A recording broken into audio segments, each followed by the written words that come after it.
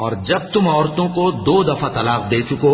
اور ان کی عدت پوری ہو جائے تو انہیں یا تو حسن سلوک سے نکاح میں رہنے دو یا بطریق شائستہ رخصت کر دو، اور اس نیت سے ان کو نکاح میں نہ رہنے دینا چاہیے کہ انہیں تکلیف دو اور ان پر زیادتی کرو، اور جو ایسا کرے گا وہ اپنا ہی نقصان کرے گا۔ اور اللہ کے احکام کو ہنسی اور کھیل نہ بناؤ، اور اللہ نے تم کو جو نعمتیں بخشی ہیں اور تم پر جو کتاب اور دانائی کی باتیں نازل کی ہیں جن سے وہ تمہیں نصیحت فرماتا ہے ان کو یاد کرو،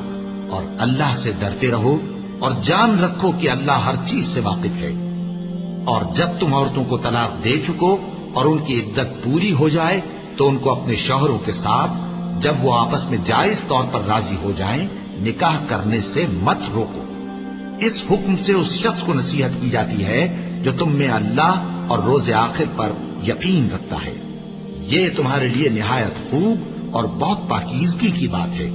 اور اللہ جانتا ہے اور تم نہیں جانتے۔